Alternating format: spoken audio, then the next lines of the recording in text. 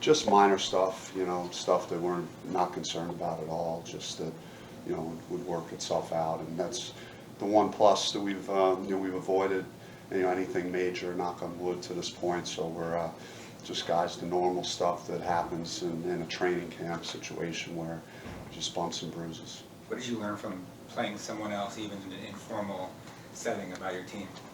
Just how they compete. It was impressive, because we were, down multiple guys in the front court, so we were concerned about rebounding, but we compensated for that just with how fiercely those guys competed and guarded the ball, and created turnovers and scored off turnovers, and just looked a lot like 2 years ago at times on the floor, and I think that's a real positive, with the versatility that we could play different lineup combinations, and gave me an opportunity to experiment with that. And Remy was outstanding. He was just across the board, just almost a flawless game. So he's in tremendous form right now, going into the season. And there were other impressive things, with Lonzo Verge.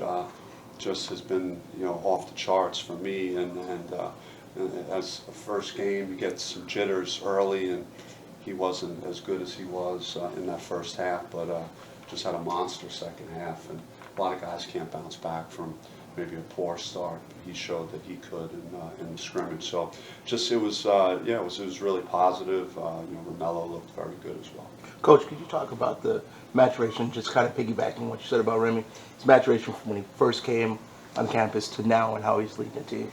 Yeah, I mean, he's embraced whatever role we've asked, and whatever we needed him to do. He's come in as a winner, and he's kind of built that, and he's just constantly making winning plays for us. And you saw how good he was the last month of the season last year, and he even looks better. He just knows what to do out there, making veteran plays, and he had great assist numbers on Saturday, low turnover, very efficient shooting, and then his defense, a couple of steals, and so we have a few guys that could do that, and that's the great thing about seeing Jalen House and watching him come off the bench and really start guarding the ball with great energy, and he had a real positive impact on what we've been doing as well.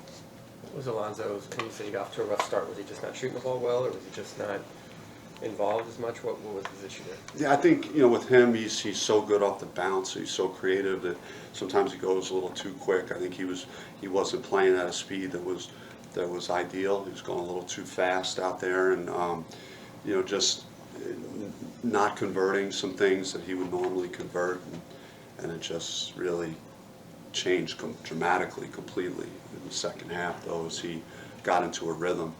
And I attribute that to just that first game, and just not needing to get some reps under your belt and feel comfortable out there. Besides this game being in China, the fact that you're playing an opponent you're going to see just a few months later twice, does that change your approach at all towards this game?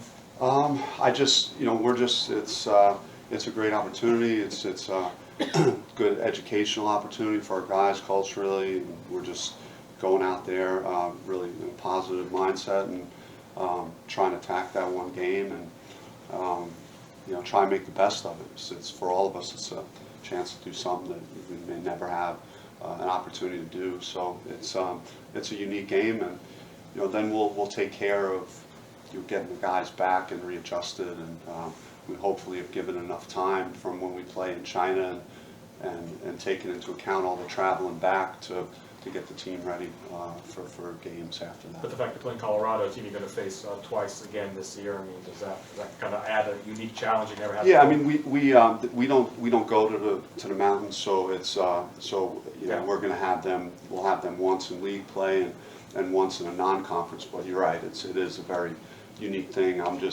I like that it's a high-level game, that that you get a chance to play a game versus a team that I think is going to be in the top 50 and a really strong chance to be an NCAA tournament team. So it's a good test right away to see where you stand, and so in that regard, it's a real positive. Romello took a pretty big step last year. How do you expect him to continue to grow this year?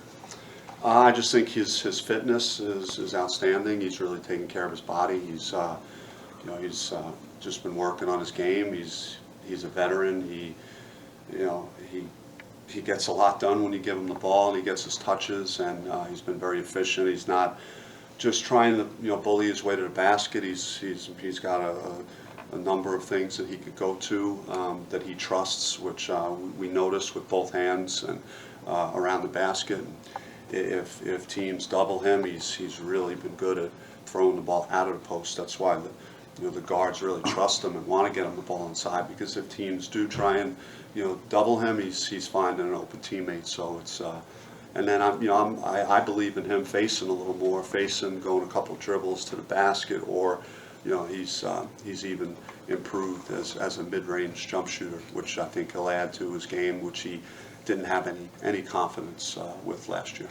You talked a couple weeks ago about just how about rebounding, that's going to be key to creating the number of possessions you guys want to get this year. Did you notice the guards kind of step up without those guys in the front court in the scrimmage, or how did that work? Yeah, I mean, Remy had 8 defensive rebounds, and I referenced our games versus Kansas and Xavier, and talked about like how many defensive rebounds Trey Holder and Shannon Evans and those guys had, in those key games against bigger teams. And if you are going to play some stretches of games when you're going really small, then everyone's got to get in there and contribute in that regard. And Remy really internalized that. He knew that was something we were looking for, that we could hang in on the backboard versus a team that has some good size like they had, and we were even on the backboard with a team that was bigger than us because of guys that we had out of the lineup on Saturday. So it was good to see him and others take that responsibility.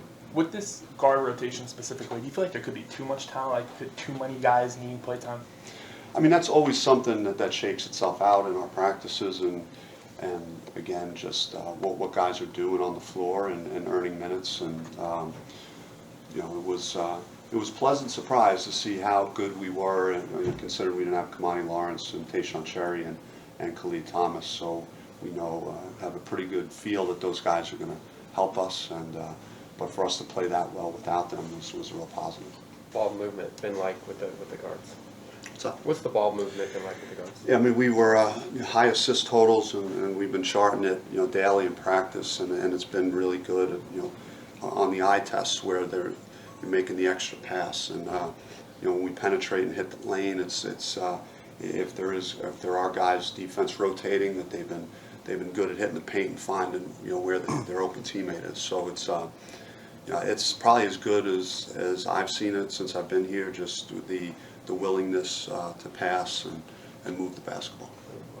Bobby, is it important for you guys as a program to make sure the general public understands that these are students going over there for an educational experience, and it has nothing to do with the issues that the NBA ran into in this past month? Totally different situation. Yeah, I mean, and it should not be. Yeah. There should be no correlation or parallels. Yeah, I mean, top to bottom, I mean, every guy I've asked, and I talk to the guys a lot about what we do, and are you excited about this trip? Like, absolutely. The guys are, we got a great itinerary of events that the guys are going to be exposed to there, and just a chance to play in front of a big crowd, because China is very passionate about the game of basketball, and so we don't get involved in what happened with the NBA, and it's just we're a different entity, and this is a different situation, and we're excited about it.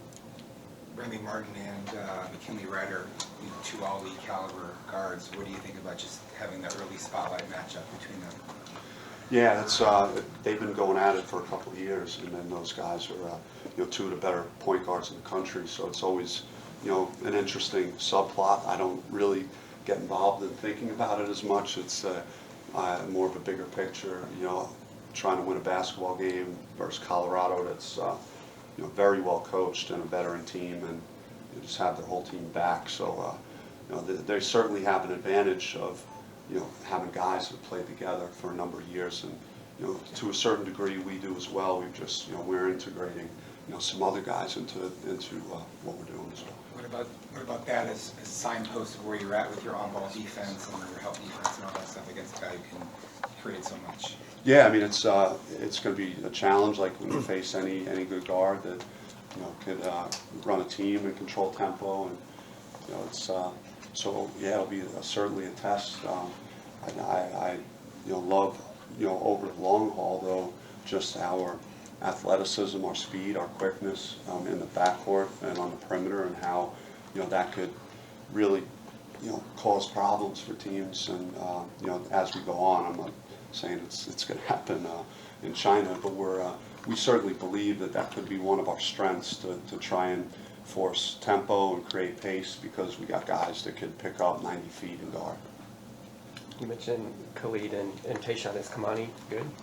Kamani's going to be good. Yeah, he's just some minor, you know, tendonitis with his shoulder, and we don't, you know, we don't foresee it being a long-term issue, and we're just being very, very cautious, because he didn't really miss any reps throughout the whole, you know, preseason and practice, and so it happened right before the scrimmage, and we just held him out, and you know, we've held him out a couple of days this week, but he'll be back on the court, and we don't anticipate it being a problem. So he'll be ready for the opener, you think? Oh yeah, yeah. Anything else? Do you have a feel for, like, your rotation yet, or is it still too early for that? Yeah, that's been the juggling act with having guys out, and so it's inevitable that it happens. It's happening everywhere in college basketball, where you hope that you just get everyone, you know, in a practice, so you could, you know, experiment and look at different things, and got different guys playing together.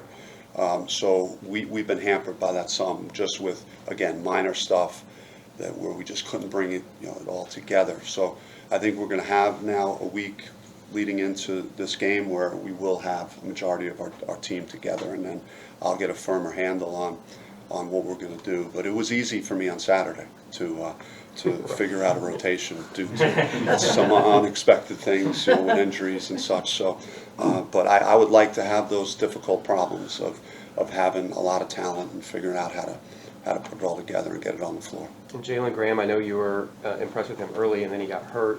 Where is he at right now? Yeah, I mean, he's got great recovery. Kid's young. It's great to be young, and he attacked his treatment, and we had projected him being out a little bit longer, but he was just way ahead of schedule, and he's just moving great. He's bouncy.